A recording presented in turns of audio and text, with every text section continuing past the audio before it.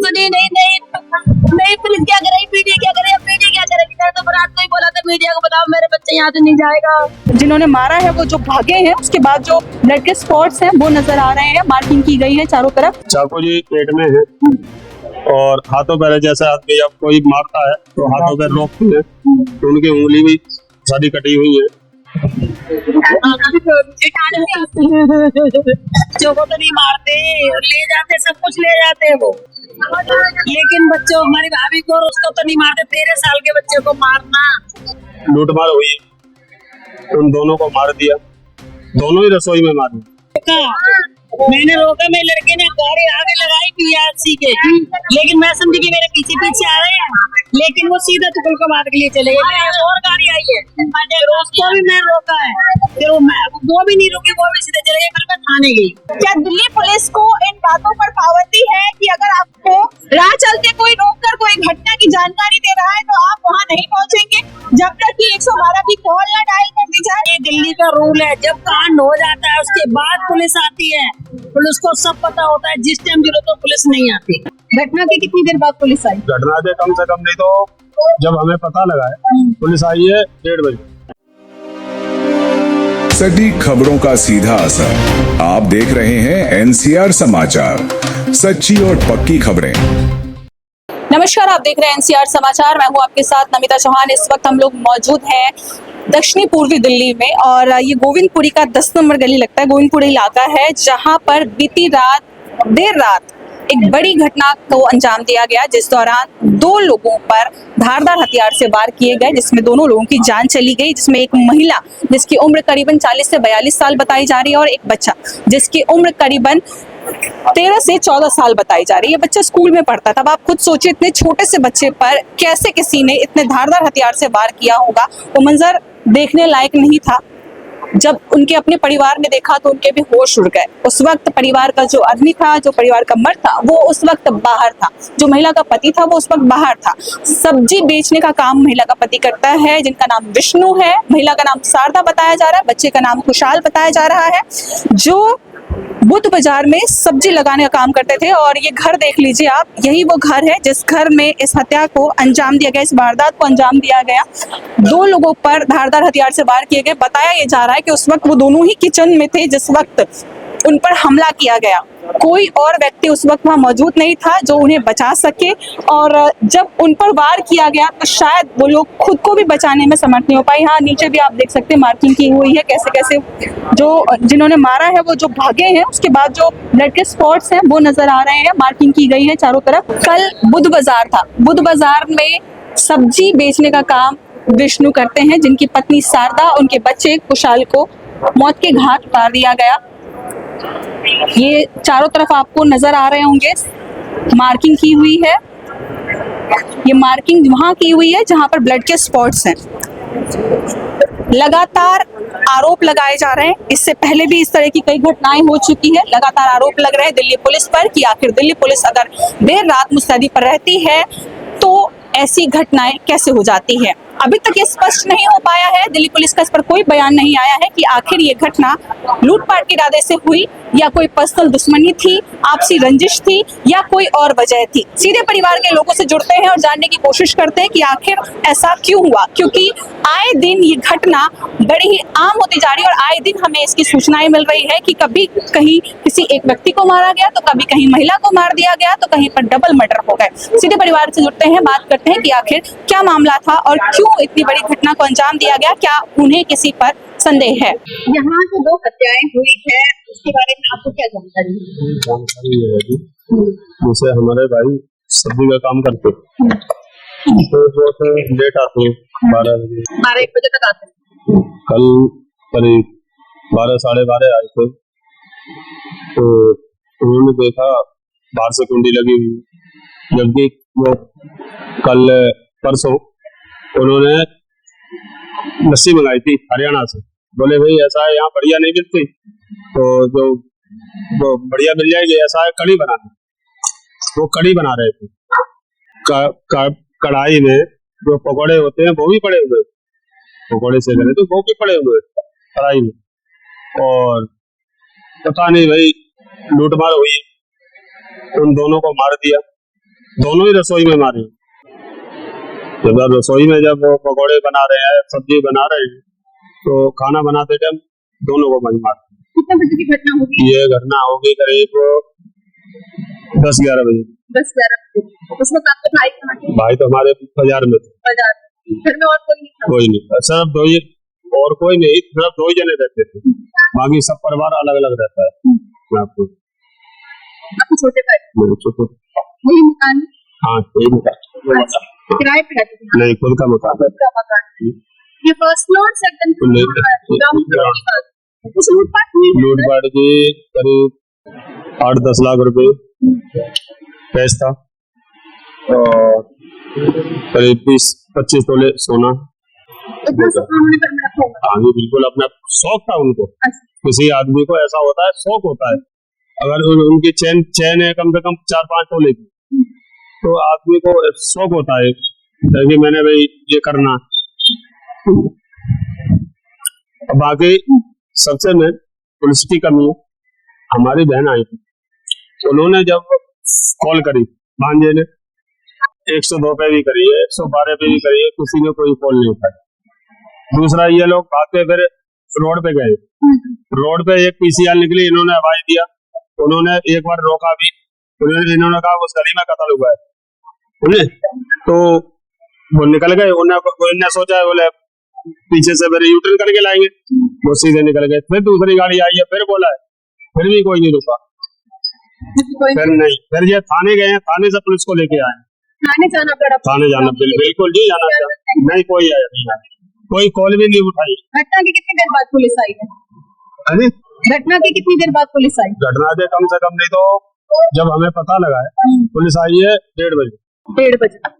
10-10:30 बजे की घटना है। आप? हाँ, और हमने कॉल जब करी है तो 12 बजे के करीब, 12-12:30 बजे, 1:30 बजे पुलिस आई, जो कि वो भी लेने जाना पड़ा है 1 घंटे बाद। हाँ, वो भी थाने लेके आए, गए तब बुला के लाए। चाकू कहाँ पर मारे? चाकू जी पेट में है और हाथों पैर, जैसे आदमी जब कोई मारता है तो हाथों पैर रोकते हैं, तो उनकी उंगली भी सारी कटी हुई है। उंगलियां कटी? महिला की क्या उम्र थी? महिला की उम्र थी जी 42-45 साल। अच्छा, क्या नाम हुआ महिला का? शारदा। और बच्चे का नाम? बच्चे का नाम खुशहाल। खुशहाल। वो कितने साल का था? वो 13 से 14। 13 से 14 साल। स्कूल जाता था? वो बहुत अच्छा सज्जन बच्चा था। आपके परिवार में किसी से कोई झगड़ा? हमारे परिवार किसी से, हम 5 भाई हैं, हम सारे मिलकर मिलके रहते हैं, हमारा कोई किसी से झगड़ा नहीं होता। अगर हमारा कोई काम होता है, हम 5 भाई सारे इकट्ठे होते हैं, पूरा परिवार इकट्ठा होता है। आपके भाई ने कभी आपको बताया कि उनका किसी से कोई नहीं, लेन-देन हुआ हो या कोई ऐसी बहस हुई हो जिसकी वजह से घटना हुई? ऐसे तो कोई किसी से लड़ाई झगड़ा नहीं। कितने सालों से रह रहे थे यहाँ पर? यहाँ पर करीब 10 साल हो गए। 10 साल। वैसे कहाँ के रहने वाले हैं? हम यूपी के। ये बताएंगे। इस वक्त आपके भाई कहाँ हैं? भाई अभी पुलिस लेके गई है और कोई पूछताछ कर रहे होंगे। किसी पर शक आप लोगों को? अभी तो जी मैं कैसे बताऊंगा, किसी से कोई बात नहीं हुई, कैसे बता सकते। बाकी ये लग रहा है कि है कोई ना कोई अपना बंदा, क्योंकि जिसको जो पता है उन्हें भाई पैसा कहाँ रखा हुआ है, कहाँ से क्या है, उसने क्यों मारा होगा, इन्होंने बोला होगा, जब जानने वाला होगा तभी तो गेट खोलेंगे, नहीं तो गेट क्यों खोलेंगे। तो उसने देख लिया होगा और देखा भाई मैं फंस जाऊंगा, उससे तो इन लोगों को मार। अच्छा, मतलब आपका कहना है कि वो लूटपाट के लिए आए, लूटपाट करते हुए आपकी बहू ने उन्हें देख लिया और वो बचने के लिए उन्होंने उनको मारा। नहीं तो अजय हमारी किसी से कोई दुश्मनी नहीं है। सबूत वगैरह पुलिस के हाथ लगाओ, आपने बताया? अभी कुछ नहीं बताया। कुछ नहीं बताया। भाई का नाम क्या हुआ? भाई का नाम विष्णु। और आपका नाम? मेरा नाम सुरेश। आपको क्या जानते? मेरे को तो अभी पता चला है, तो जब मैंने व्हाट्सएप वगैरह आया चाचा का, तब मैंने देखा। आपकी जानकारी? चाचा है। अच्छा, आपको कुछ आइडिया किसी से, इनके परिवार की? ऐसा कुछ नहीं, सब इंसान है, सत्संगी है, उन्हें इतना वो किसी से वो मतलब है नहीं। अपने काम से जाना, काम पे से आना, बाजार करके आना सीधे और सीधे घर पे आना। किसी भी रात में आए थे देखने? मैं तो अभी आया हूँ, 1 घंटा हो गया। सबसे पहले कॉल यो करिए, इनको करिए, हमारे छोटे भाई क्या हुआ है कुछ बताएंगे आप? सब कुछ बता दिए, सुबह से बता ही रहे हैं। थक गए हैं। आपने देखा कुछ? सब कुछ देखा, क्या होगा। देखा जी को बोलो कि पुलिस पे ध्यान दे। बताओ उसको। ये पुलिस समय से नहीं पहुंची थी क्या? हाँ। बोल रही रेखा गुप्ता जी से प्रार्थना है, ये दिल्ली पुलिस संभाले, दिल्ली की जनता संभाल ले। आए दिन हम रात को बुला रहे तब तो कोई नहीं आया। रात का थे आप? रात को 1 बजे से अपने चिल्ला रहे थे जब तो कोई नहीं आया, अब सब आ गए। तो पुलिस वालों ने सुनी नहीं पुलिस क्या करेगी, मीडिया क्या करेगी, मीडिया क्या करेगी। तो रात को ही बोला था मीडिया को, बताओ मेरे बच्चे यहाँ तो नहीं जाएगा। रात को मीडिया नहीं आई। आपकी कौन की साथ?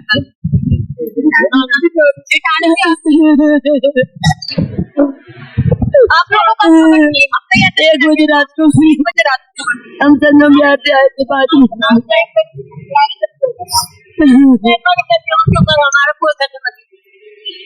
जब रात को इतना चिल्ला रहे, मीडिया वालों को 10 बार कॉल किया हमने, पुलिस वालों को कॉल किया, जब तो कोई नहीं आया। कब सवारे हैं सुनवाई करने का? ये दिल्ली का रूल है, जब कांड हो जाता है उसके बाद पुलिस आती है। पुलिस को सब पता होता है, जिस टाइम जरूरत तो पुलिस नहीं आती। रेखा गुप्ता जी अपनी दिल्ली की पुलिस संभालो, दिल्ली की पुलिस बहुत लापरवाही है। बताया जा रहा है कि पीसीआर को आप लोगों ने रोकने की मैंने रोका, मेरे लड़के ने गाड़ी आगे लगाई पीआरसी के, लेकिन मैं समझी कि मेरे पीछे आ रहे हैं, लेकिन वो सीधा तुगलकाबाद के लिए चले गए। और गाड़ी आई है, फिर उसको भी मैं रोका है, फिर वो भी नहीं रुकी, वो भी सीधे चले गए। फिर मैं थाने गई अपन लड़के को लेकर, तो थाने से रिपोर्ट जाएगा तब पुलिस वालों को यहाँ लेके आते। परिवार की दुश्मनी थी किसी से? ना कोई दुश्मनी नहीं हो गई तो मैं पता नहीं। हम अपना भाई हमारा, हम कहीं रहते हैं वो कहीं रहता है, हमें नहीं अभी साजिश तो है किसी न किसी की साजिश कर रही है। साजिश तो है किसी न किसी। पता नहीं, अब लड़का बहुत सीधा था, बहुत ईमानदार लड़का है, मेहनत से कमाता था, मेहनत से खाता था, कोई किसी के साथ उसकी रंजिश नहीं। लेकिन पता नहीं क्या हुआ है, कब हुआ, कैसे हुआ है। वो 12:30 बजे आया है, तब उसने देखा है कि गेट बाहर से कैसे बंद है, तब उसने बच्चों को तो नहीं मारते, ले जाते, सब कुछ ले जाते वो, लेकिन बच्चों हमारी भाभी को और उसको तो नहीं मारते। 13 साल के बच्चे को मारना कितनी बस उनको बोलो जाके दिल्ली पुलिस संभाले। परिवार का रो कर बुरा हाल है। लगातार आरोप लगा रहे हैं कि रात में जब पुलिस को बुलाने की कोशिश की तो पुलिस यहाँ पर नहीं पहुंची, पीसीआर को रोकने की कोशिश की तो पीसीआर भी नहीं रुकी। दूसरी गाड़ी आई पीसीआर की, उसको ओवरटेक करके रोकने की कोशिश की, उसे बताया कि यहाँ पर मर्डर हो गया है, बावजूद इसके पीसीआर इनके साथ नहीं आई और वो दूसरे एरिया के लिए निकल गए। अक्सर आपने देखा होगा देर रात को पीसीआर वैन और पुलिसकर्मी मुस्तैदी पर रहते हैं, लेकिन जब कोई दुर्घटना हो जाए तो क्या यहाँ पर जो जनता है जिनके साथ ये वारदात हुई, जिनके साथ ये घटना हुई है, क्या वो इंतजार करें 112 कॉल के लगने का, उसके बाद बार बार लोकेशन पूछने का, या जो आसपास गाड़ियां निकल रही है क्या उन गाड़ियों को इस बात की परमिशन नहीं है कि अगर कोई अचानक से उन्हें रोककर कोई खबर दे, कोई बात बताए तो वो उसी वक्त मौके पर आकर के एक्शन ले? क्या दिल्ली पुलिस को इन बातों पर पाबंदी है कि अगर आपको राह चलते कोई रोककर कोई घटना की जानकारी दे रहा है तो आप वहां नहीं पहुंचेंगे जब तक कि 112 की कॉल न डायल कर दी जाए? बड़े ही शर्म की बात है कि दिल्ली पुलिस की नाकामी यहाँ पर जनता रो कर बता रही है। जनता परेशान हो चुकी है क्योंकि लगातार इस क्षेत्र की अगर हम बात करें साउथ दिल्ली की तो मर्डर आम बात होती जा रही है और लगातार इस तरीके की वारदातें हमारे सामने आ रही है, फिर चाहे वो लूटपाट की घटना हो, हत्या की घटना हो या कोई और।